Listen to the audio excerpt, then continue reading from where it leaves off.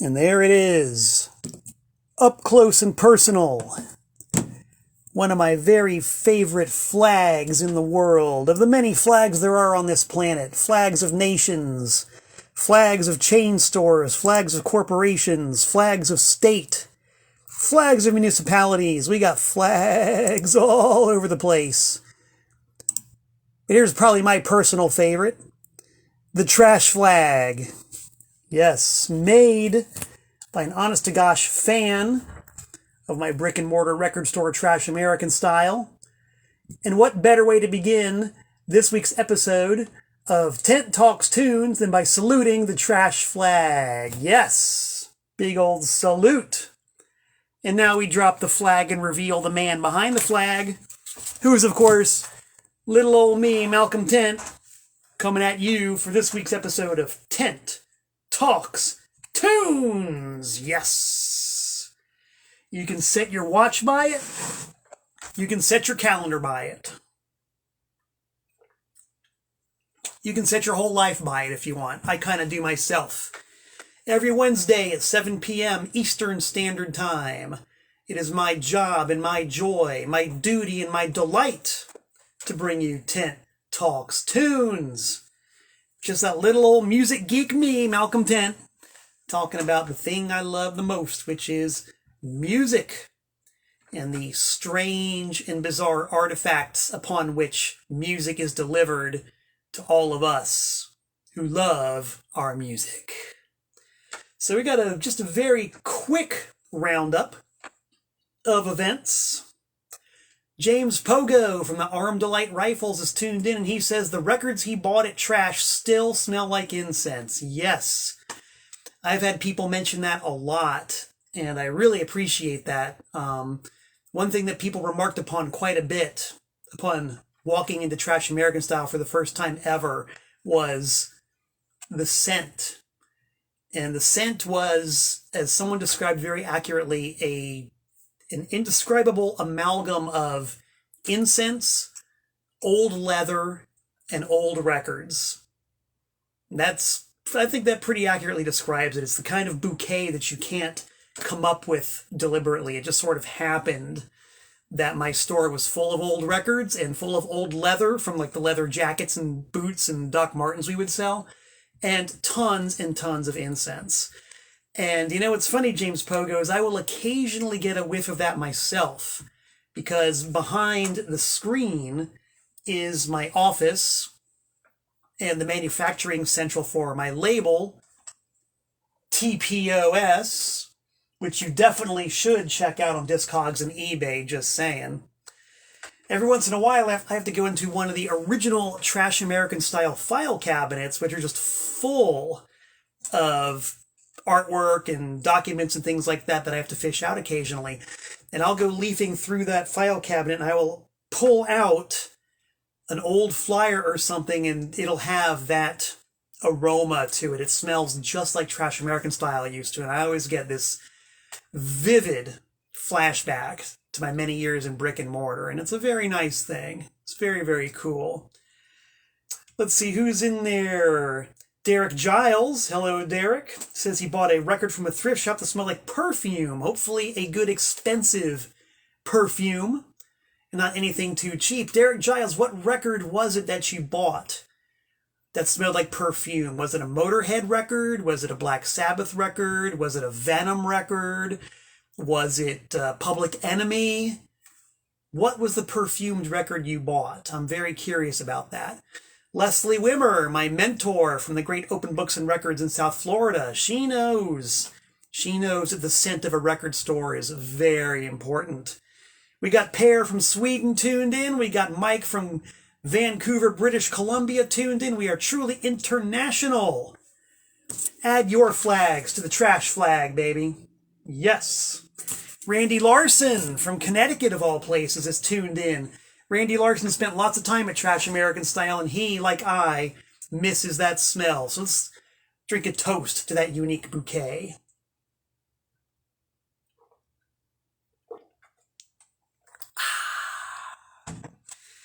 Can you believe it's been almost 15 years May 1st was the day that our landlord unceremoniously chucked us out. After many years of timely and loyal rent payments, our landlord on May 1st, 1997 decided that we had to go. Almost 15 years. That's nuts. What's today's date anyway? The 27th? Wow. So think about this. 15 years ago, this very day, I, along with my business partner Kathy and a number of concerned citizens and employees, were actually having the last few days of business for Trash American Style's brick and mortar location. Maybe I'll go on next week to do Talks Tunes and talk about that experience, because it was quite an experience. It was really something. It was really something. John Adam, currently living in Raleigh, North Carolina, says that he would probably take more trips back home to Connecticut if we were still open. Sorry, guy. I guess you're stuck in North Carolina, which is a pretty good place to be stuck, because that is where, of course, the almighty anti-scene are from. And that leads us directly to checking our bulletin board and our calendar. We have two big rock and roll shows coming up.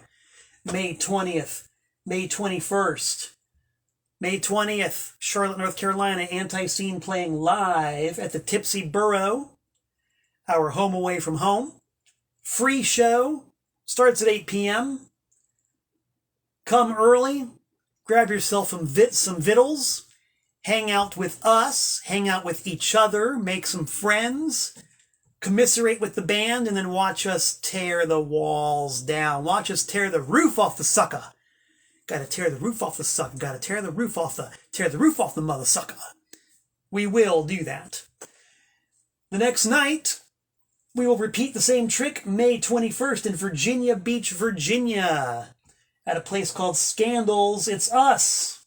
Look at that, us, and Relief, and Rose Milk, live in Virginia Beach.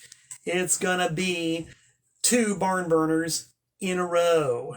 Yes, Ray Gelman from Tucson, Arizona, another former Trash American Style customer, one of my trashies, as I very affectionately know you folks.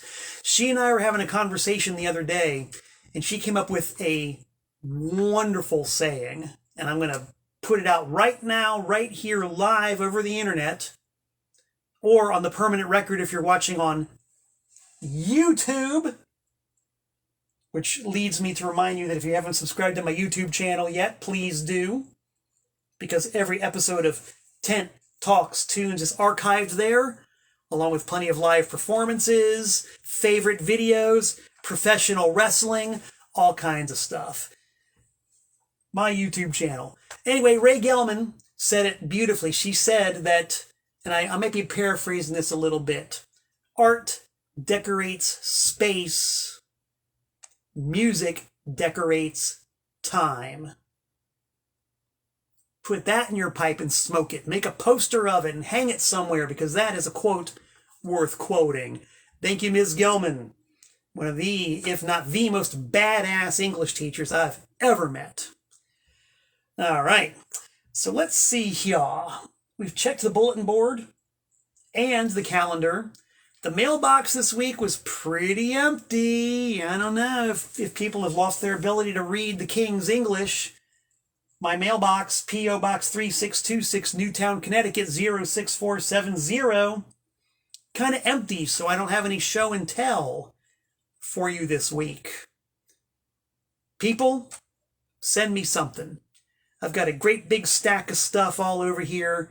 I got records, I got stickers, I got flyers, I got all kinds of lovely stuff that I love to trade with people and do show and tell here on Talks Tunes. So do the community some good. P.O. Box 3626, Newtown, Connecticut, 06470, USA. If you send me $15 in the US, I'll send you a Malcolm Tent Rocks t-shirt. How about that? Available in many interesting and satisfactory sizes. $15 postpaid in the US, baby. You know it. You want it. You need it. You got to have it. All right. Let's get down to the throbbing gristle of the matter, and let's talk tunes. Now, I don't know exactly where my idea for this week's show came up, but this is one of those things that's been on my mind for an awful lot. Because, as you just heard me say, I've had my brick and mortar record store for 21 years, and for the last 15 years, I've been an itinerant record peddler and mail order record peddler, which is why you got to check out my Discogs and even my eBay stores. Mail order, I'm the king of mail order. Mike Lesser says, hey, bub, no international shipping? Incorrect, sir. I will ship to anywhere on the globe, including Canada. Problem is, shipping overseas and internationally is way more expensive than shipping in the U.S. So all of my overseas friends out there, if you want a Malcolm Tent t-shirt, message me. We'll figure it out. Basically, it's $10 plus shipping, whatever shipping is, to wherever you are. I will hook you up. Also curious to know, folks, before I get into today's topic, how does my picture look? I've seen Ms. Gelman pointed out to me that there are focus issues with it. It seems like it keeps wanting to zoom in and out, and I don't know if that's annoying or not. Maybe you folks can let me know what your opinion is of my picture. I have very, very little luck with cameras and phones. Even though Ms. Gelman sent me a very nice camera, I'm still looking for the absolute perfect balance between affordability and resolution. I ain't found it yet. Ms. Gelman's camera was the best one yet. Just saying. How's it look today? How's it look today? Give me some feedback. Anyway, today's topic is one that is just one of those things that weighs on a record seller's mind and on an obsessive fanboy's mind.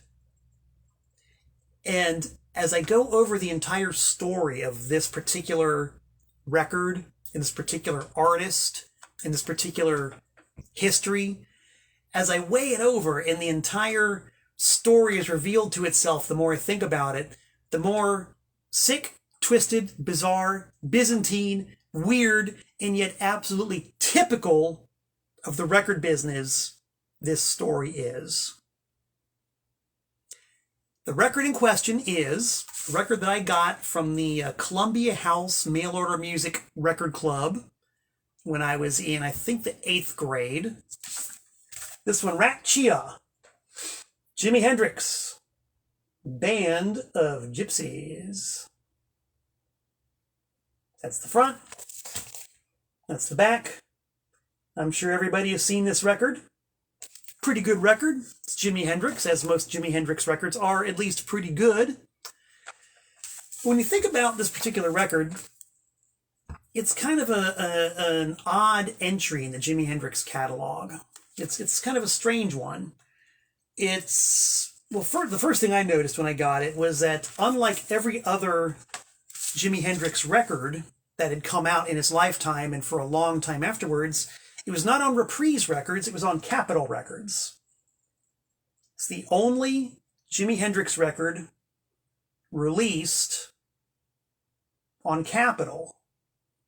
Now, of course, later going into the 80s and 90s, his stuff came out on, all kinds of different labels. But at the time, Reprise was his one and only record label. So it was really odd that this one would come out on Capitol. It was also kind of odd that the contents were basically, on side one, you've got two really long, basically jam songs.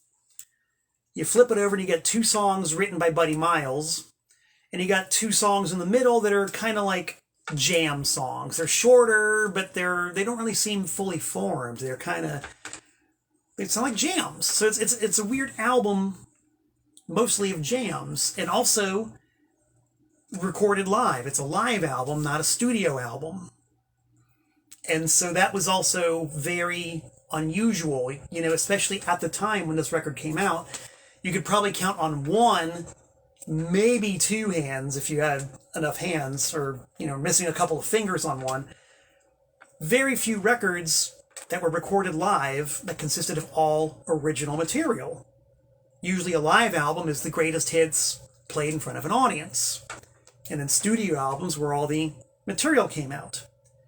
So it's a strange anomaly in many, many ways for the Jimi Hendrix catalog. And so that just got my wheels to turning. And you know, I've read a few books about Jimi Hendrix. I've read some articles. I've read a lot of liner notes. And slowly, the story is pieced together. And the story begins, as it so often did with the career of Jimi Hendrix, in the Chitlin circuit. Jimi Hendrix, for a very long time, on the American Chitlin circuit, was an itinerant guitar player. He would just pick up a tour, or pick up a gig, or pick up a recording session with anybody, and let it take him wherever it took him until it ran out of steam, and then he would hang around town wherever he was, and then pick up another gig with whoever it was, whoever needed a guitar player. And that's how he got his chops together. That's how he got his skills together. That's how he got his showmanship together. That's how he learned his craft. As we will see in a few minutes, he did not learn any business skills from this practice. But he did learn his way around a stage, and he learned his way around a guitar. So by just picking up these gigs here and there and touring wherever these bands would take him and ending up wherever he ended up, sometime around 1965, 1966, he found himself in the Big Apple in New York City with a group called Curtis Knight and the Squires. Now, maybe you've heard of Curtis Knight and the Squires, maybe you haven't. If you haven't, there's a pretty good reason for it. Curtis Knight and the Squires were basically a journeyman R&B group with a journeyman lead singer, journeyman rhythm section. They were basically okay. You know, Curtis Knight was not anybody you would ever accuse of being a great R&B vocalist. His band and he borrowed a lot from James Brown, as many did at the time. They cut a bunch of records, none of which were particularly descript, except for a few that they recorded with this guy they picked up named Jimi Hendrix. So yes, very early in his career, Jimi Hendrix entered the studio with Curtis Knight and the Squires as a sideman, just playing guitar. His distinctive sound hadn't even been developed yet, really. It's one of those deals where if you listen very, very carefully to the early studio sides by Curtis Knight and the Squires, you might be able to pick out some Hendrix isms.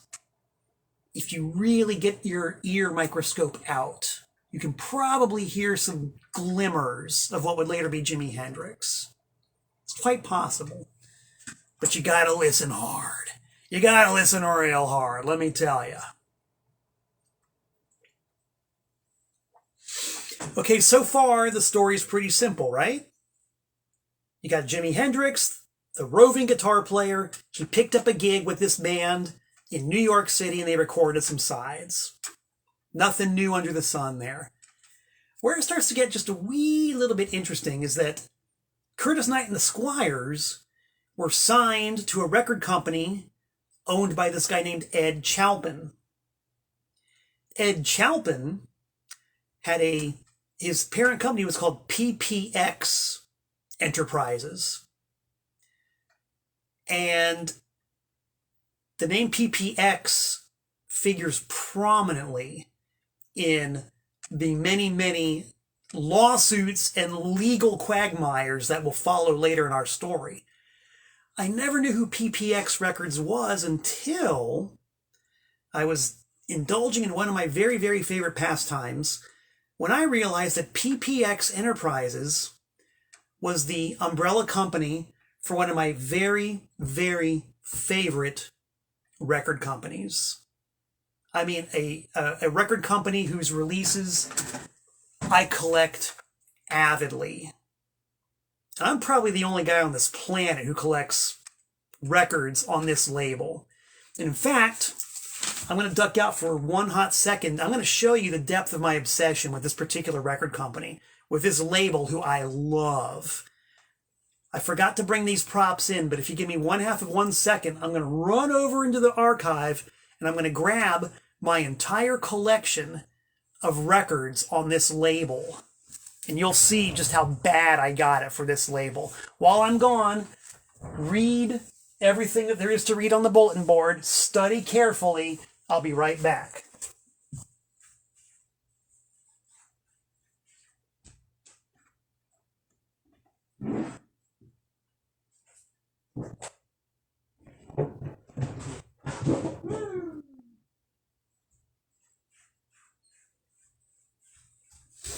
All right, I hope you guys got some good reading in there. I hope you did your research and learned a couple of things from the bulletin board. This is what live webcasting is all about. And you people who might be watching later on YouTube or archived on Facebook, if you think it's fun now, you gotta see it live while it's happening and people are commenting and everybody's having fun. You get to see my jammies. I'm very casual around here. Very casual. So, how bad do I have it for this record label? I got it so bad that I have crates. Not one. Not two, and that includes all the records I'm going to show later. But three solid crates of records devoted to one of my favorite labels.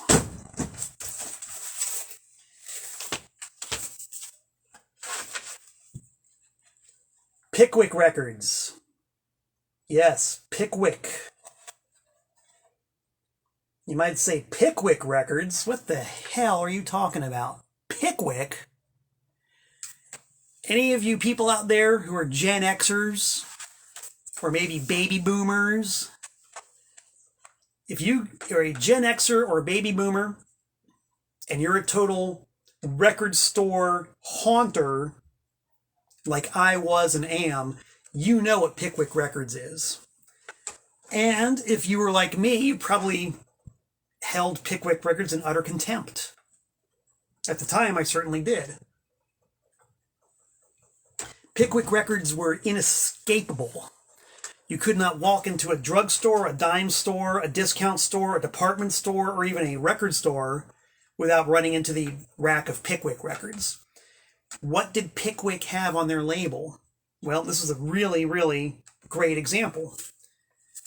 Look at that. Super Hits. Volume 7. But I just crack up thinking about this stuff. Now, your average consumer would walk into, let's say, the local dime store and see, oh, Super Hits Volume 7. And they might be vaguely aware that Atlantic Records had a series of records called the Super Hits, which would release compilations of super hits on Atlantic Records. You know, Otis Redding, Wilson Pickett, Cream, Iron Butterfly, you know, stuff like that.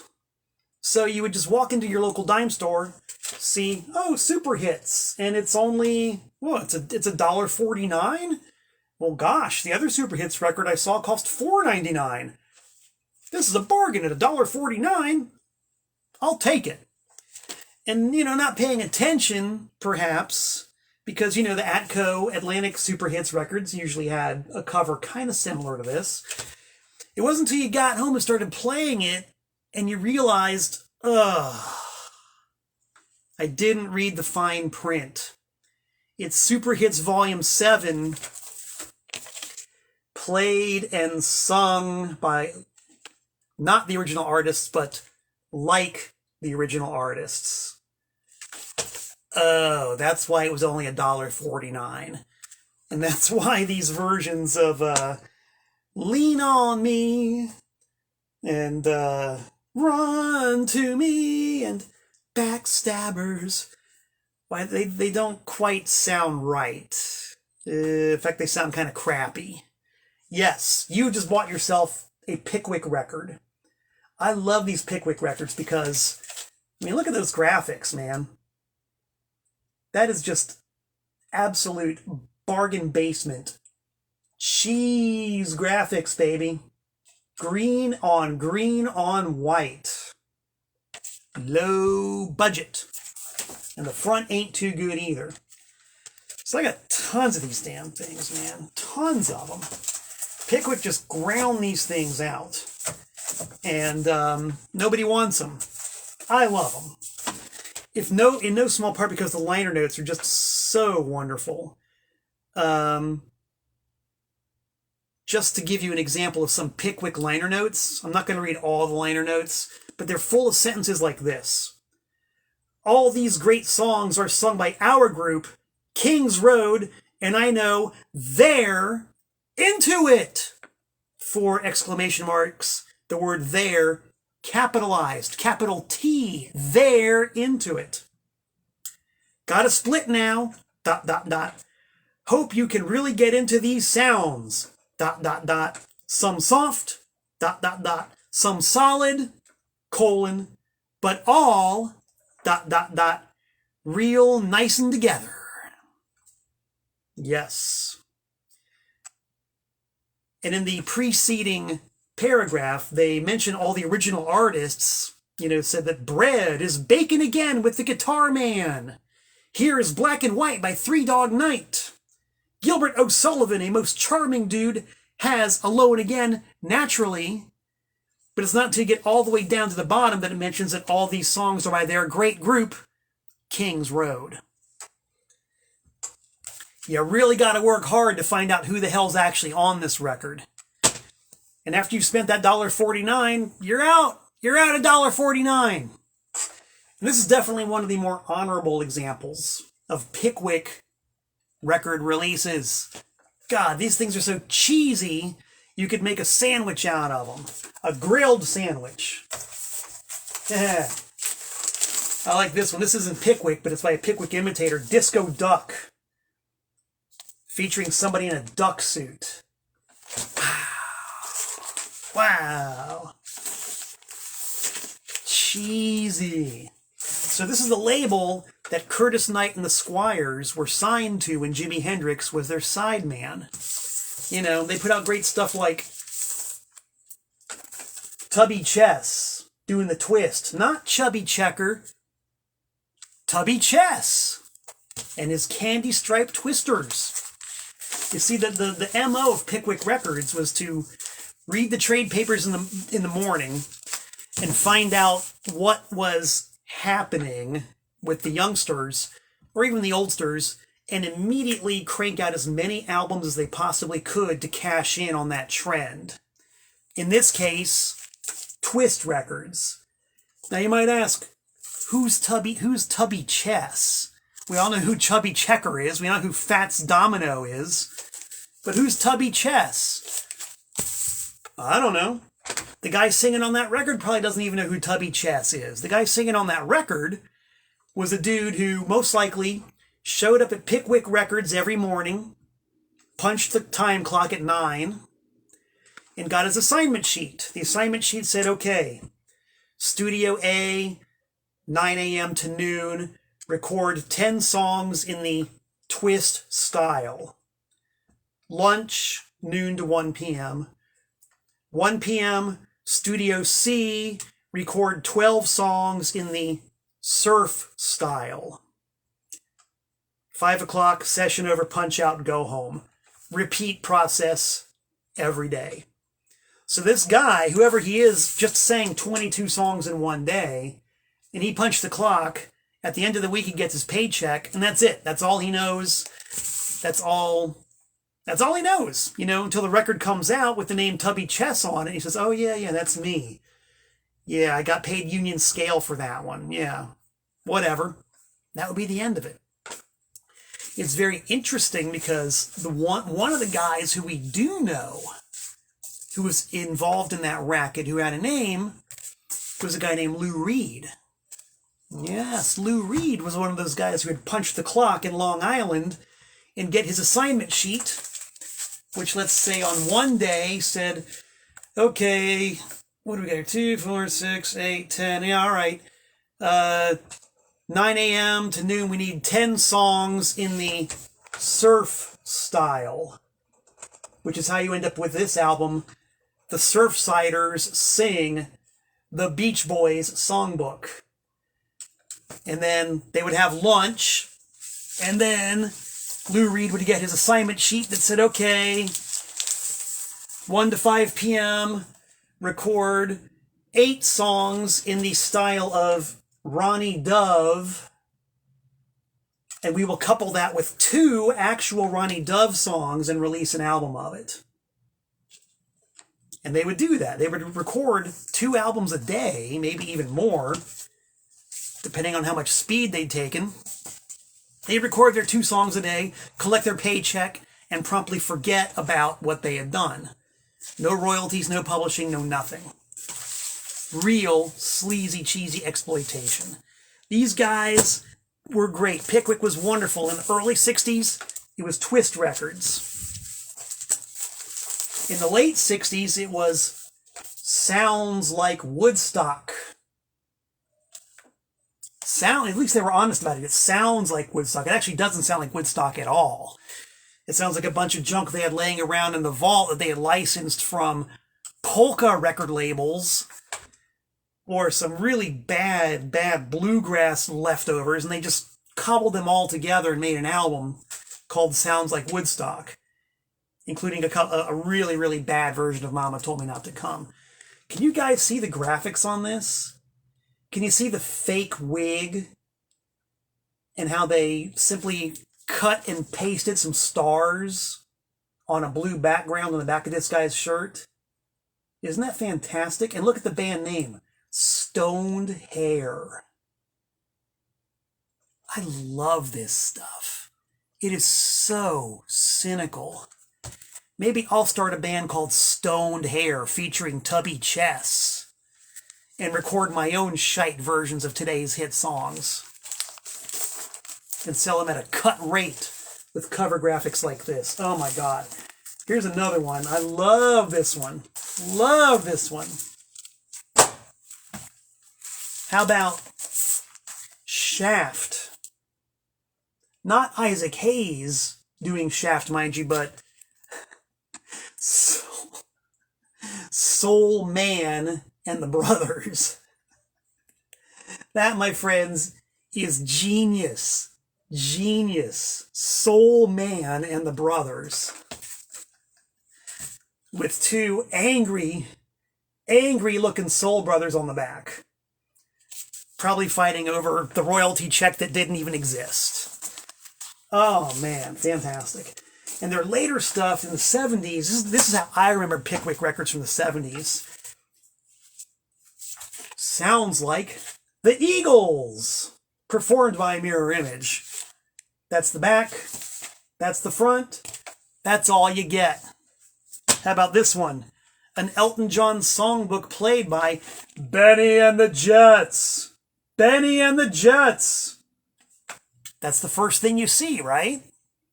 Kind of catches your attention, doesn't it? Yeah. Pickwick Records. Effing love Pickwick Records. Love them. I got crates of this junk. The good news, I've never paid more than $1 for any Pickwick record, and I never will. I will never pay more than $1 for a Pickwick record, because that's the spirit of the original label. A toast.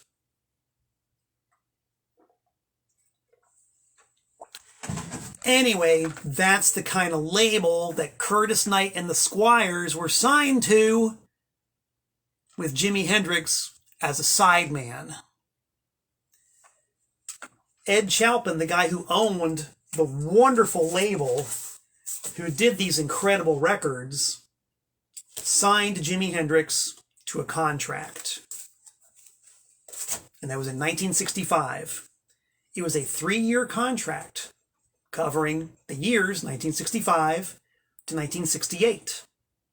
This is very, very important, because when Jimi Hendrix signed to the management company that made him big and put together the Jimi Hendrix Experience and got him on Reprise Records and, international touring, international recording, all that stuff. Somehow, somebody neglected to mention the fact that Jimmy had recorded and signed a contract with this guy. So that's a bit of a problem. A wee little bit of a problem. What's doubly funny is that Ed Chalpin, the guy who owned Pickwick Records, you know, the creators of such great albums like Tops in Pops, Ed Chalpin didn't even know that Jimi Hendrix was becoming famous and making a name for himself. Because as we know, Hendrix got big in Europe before America.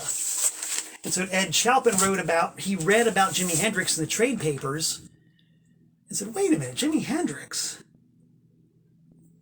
I signed that guy. I've got him under contract. And sure enough, fished out the contract from whatever forgotten file cabinet it was in and started serving notice to all the labels that Jimmy was recording for, Reprise in the US, Pi in the UK, and God only knows where else, and said, time out, guys. Jimi Hendrix is mine. He signed a contract. Okay. This is where the lawyers get involved, and the arbitrators, and the negotiators, and the big guns, and the little guns, and the lawsuits start flying, and the money starts changing hand, and the wheeling starts dealing, and things get messy as hell. So far, not really that surprising. This stuff happens all the time, not only in the record business, but in the real world as well. What makes it even more interesting is that while this is going on, Jimi Hendrix finds himself in New York City and decides to pay a visit to his old pal, Curtis Knight. He finds out that Curtis Knight and the Squires are having a recording session. So he gets a guitar and a wah-wah pedal and goes down to the studio and records a bunch of stuff with Curtis Knight and the Squires. While Ed Chalpin is in the recording booth running the tape. You got to remember, the big bone of contention is that Ed Chalpin says that Jimi Hendrix was under contract to him. And of course, Jimmy's current label and management are fighting that tooth, fang, and claw. So what does Jimmy do?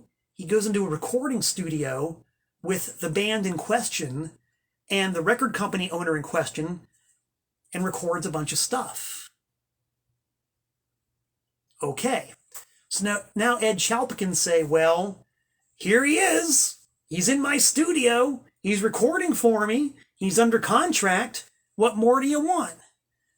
There are plenty of photographs from that day in the studio. And of course, there are the recordings from that day in the studio. All right. It's getting weird, kids. So Ed Chalpin immediately makes a big deal of the fact that he's got all these new recordings by Jimi Hendrix, which is really him as a sideman, once again with Curtis Knight and the Squires. He doesn't sing any lead vocals. He doesn't really play lead guitar per se. It's definitely Curtis Knight and the Squires doing their level B Chitlin Circuit R&B stuff with Jimi Hendrix as a sideman, just like in the days of 1965. Only now it's 1967, and Jimi Hendrix has two armies of lawyers battling over this contract. And he's recording stuff with these guys. I gotta drink. I'm getting kind of confused about all this.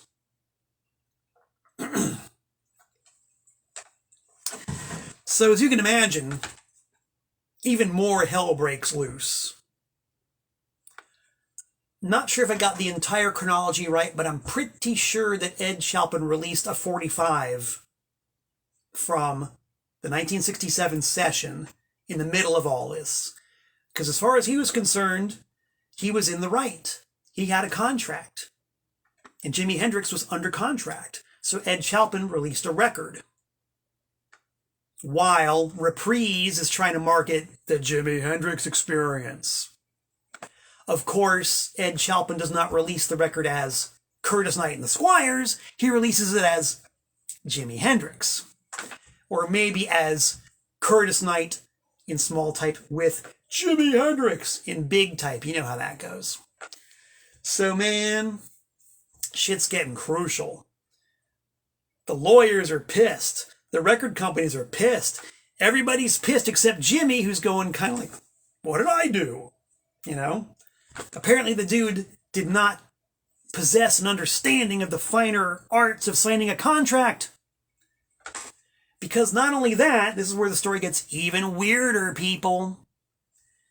In the middle of all this, about, I believe it was a month or two later, what happens? Jimmy's in New York City. He decides to go visit his old buddy Curtis Knight in the recording studio. He brings his guitars with him and records more stuff with Curtis Knight and the Squires, with Ed Chalpin in the control booth and the tapes rolling. This is while all these lawsuits are going on, and Jimmy's already been called to file depositions and testify. It's not like he didn't know what was going on. He was in the middle of all this. You know, he's getting flack from his management team. He's getting flack from the guy with the original contract. He's deposing in court. And he goes into the recording studio and records more stuff for this guy. So by the time it's all over, Ed Chalpin can say legitimately that he's got 33 tracks with Jimi Hendrix playing on them. With Jimi Hendrix under contract to him, free and clear. Maybe the other guys don't agree, but that's their tough titty. They better make sure their lawyers are on it. He's got it. So, the lawsuits are flying and all that, and Ed Chalpin's got all this stuff, so he goes to Capitol Records, just in case y'all lost track of where we were, because I almost did. Get the show and tell going on here. Capitol Records, and he licenses some of these tracks to Capitol. His plan is to get 3 LPs worth of material out of all this Curtis Knight and the Squires stuff with Jimi Hendrix. Capitol signs the agreement. Ed Chalpin gives them 8 or 9 songs, whatever. Capitol releases an album called Get That Feeling. Jimi Hendrix plays. Curtis Knight sings. With, of course, a big Technicolor picture of Jimi Hendrix live at Monterey with his guitar and his finery and a microphone and everything. They released it in time for the Christmas record buying season in 1967. And you can only imagine how pissed off Reprise was, and how pissed off Jimmy's current management was, and the European record companies. They were pissed. And they should have been, because if you listen to that record, it's terrible. It's terrible. It's, as I described before, it's a B-level Chitlin Circuit R&B shuffle band playing their, kind of meat and potatoes R&B with Jimi Hendrix in there somewhere. And the tracks, as they were released, have got, you gotta hear them. They're just like the worst produced things you ever heard, drenched in reverb. Everything's got reverb all over them. And, the guitars pushed way up in the mix. There was a rhythm guitarist on those sessions. You can barely hear him. It's crappy. It's terrible. But Capitol Records, of course, being the major label scumbags that they are, had no problem releasing it with a deceptive cover. I mean, of course, that's for the courts to decide. This is just my opinion. Thank you very much. In my opinion, a deceptive cover, a deceptive title. They, of course, argued that it wasn't deceptive. Who am I to say? I'm just a consumer. They released this record and it was shit. That's the basic review of it from me and from all the other reviewers at the time. It was caca-doo-doo. And it encroached on the release of Axe as Bold as Love, which was due to come out about a month later. So boy, now the lawsuits are really flying. The courts are buzzing. The telephones are humming. Everybody wants to settle this thing.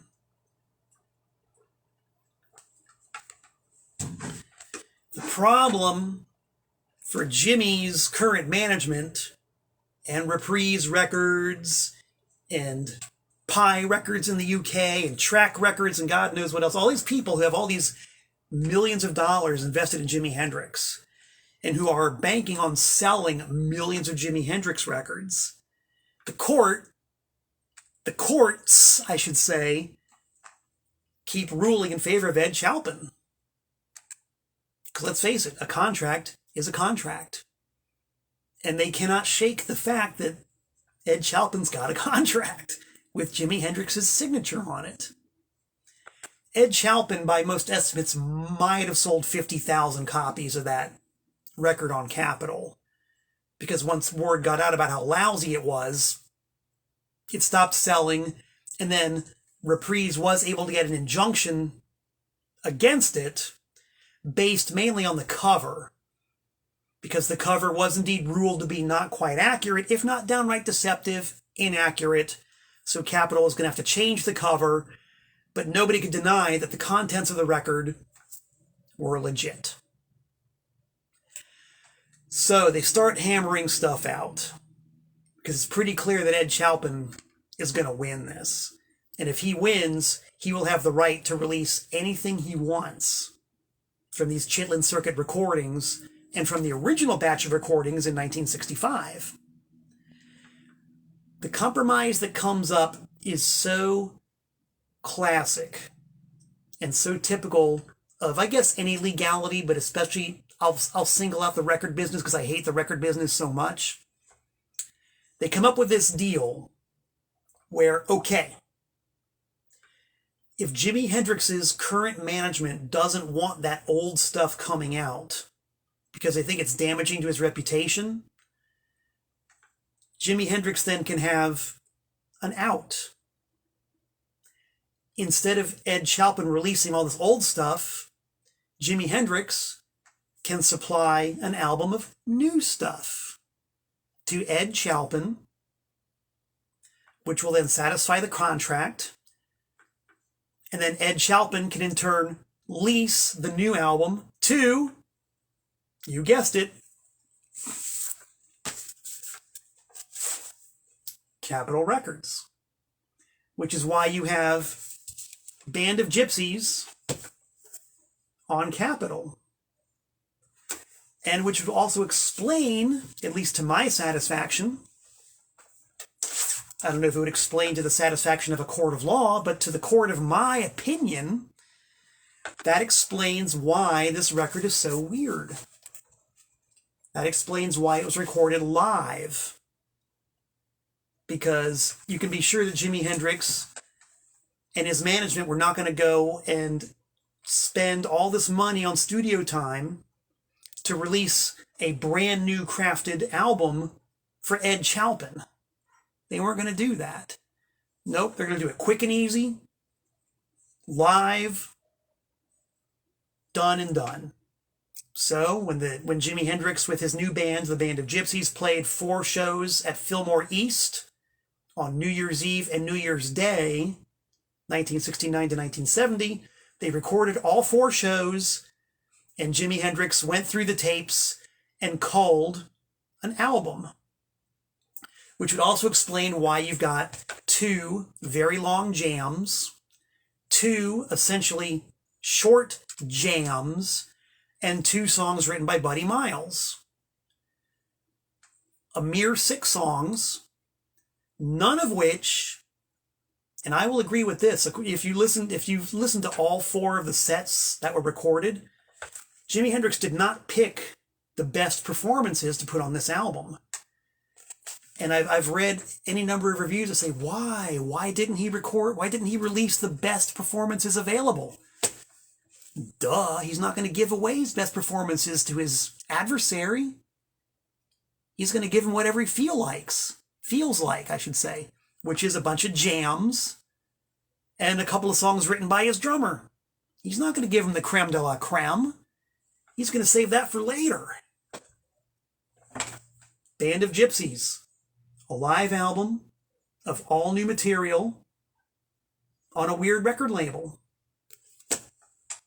And we can thank the American judicial system for that. And more importantly, we can thank the power of the contract for that. And it's just very funny because Ed Chalpin, to his dying day, and you really can't deny it, to his very dying day, he said, I was right.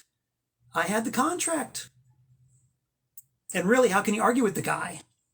You know? How can you argue with the guy? Never mind the absolute Velveeta output that he was really known for on Pickwick Records. Never mind that. These are the super hits.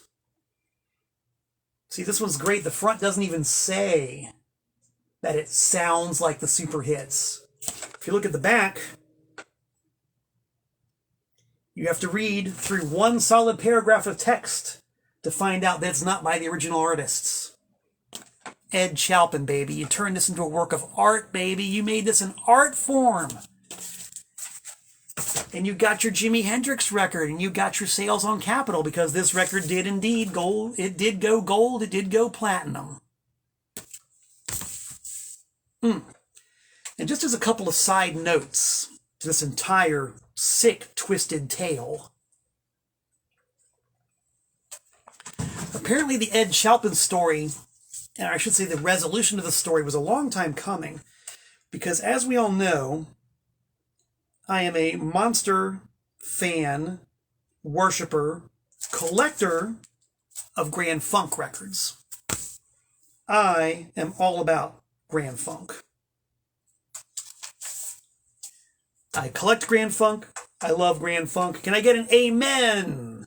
An amen to the power of Grand Funk.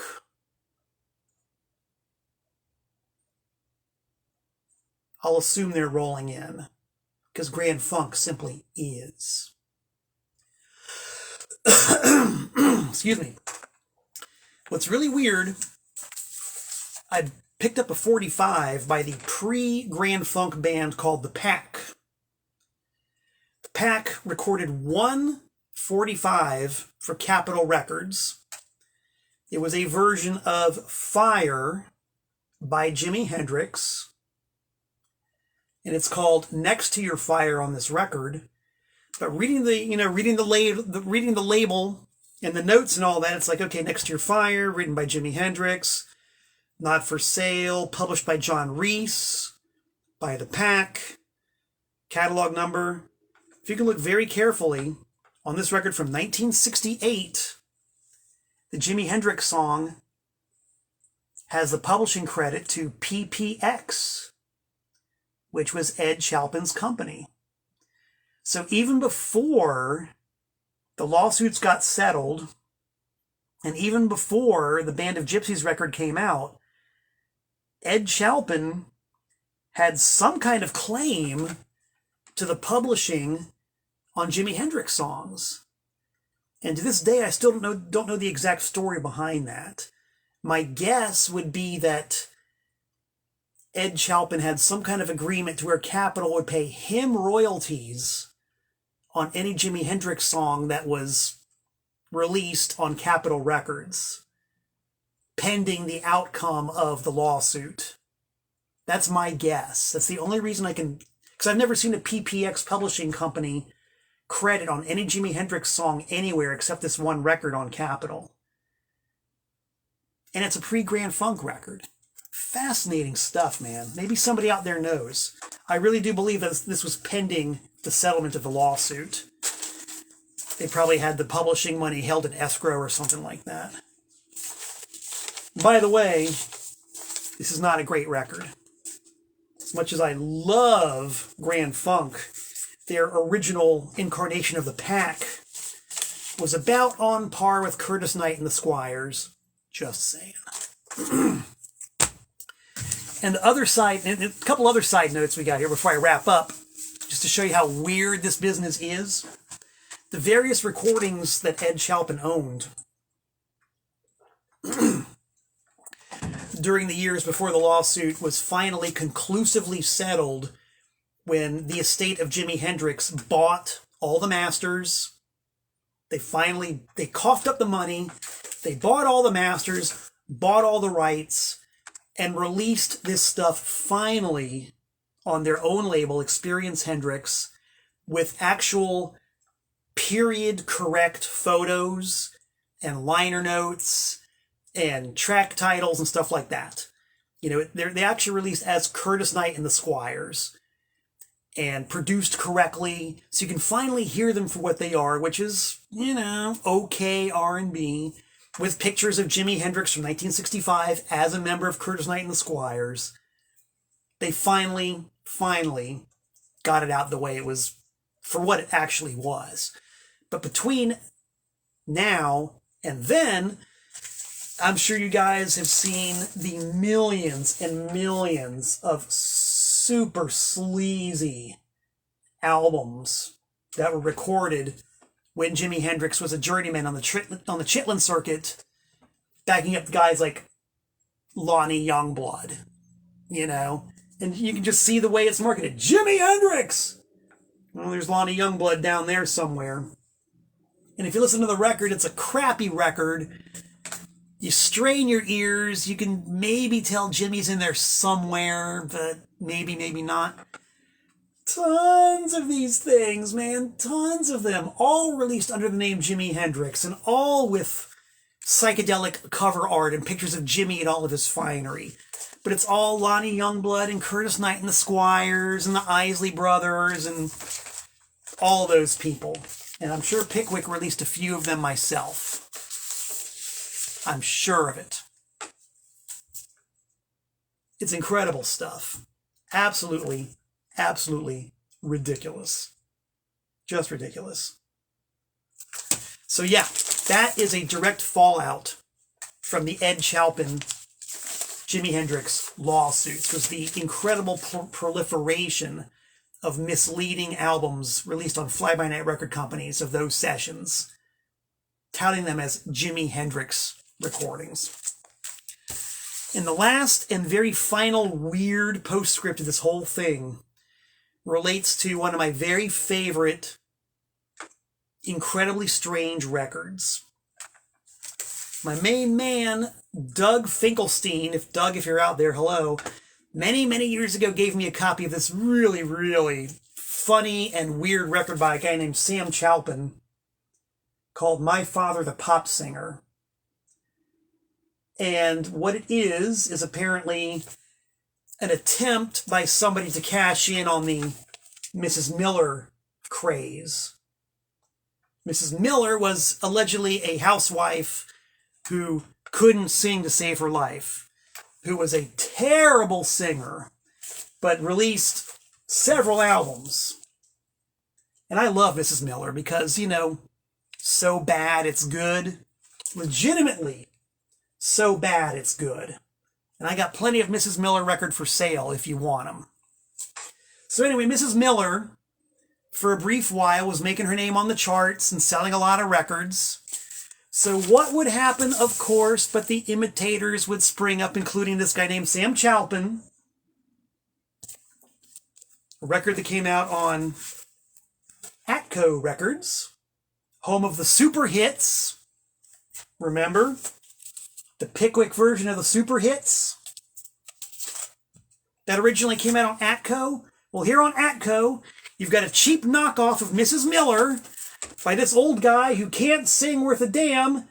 And it took me forever to realize, because I was told by my good friend Gary Lefkowitz, that Sam Chalpin is Ed Chalpin's father. So one of my favorite outsider records was released as a sleazy, cynical cash-in on the Mrs. Miller craze by the king of sleazy, cynical cash-ins, Ed Chalpin of Pickwick Records. There are full circles when you don't even know them.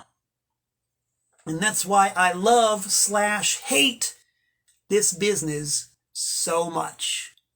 It gives me something to talk about for an hour every Wednesday, which I am so happy to do, and which I have just done. So thank you one and all for tuning in and listening as Tent Talks Tunes. It's good to have you on board. Don't forget, go to my YouTube channel, subscribe. Don't forget, road trips are an awful lot of fun. And if you're local to Charlotte or Virginia Beach, local shows are a lot of fun too. Don't forget, I make my living by selling records, so please visit my Discogs store. It's under the name TPOS. Please help a Tent Talks tuner out and culturally enrich yourself, because you deserve the best. And that's what I endeavor to hook you up with. So, all I can say in conclusion is, Lord willing and the creeks don't rise, I will be back in about 167 hours' time. So until we meet again, this is Malcolm Tent saying so long from the Nutmeg State.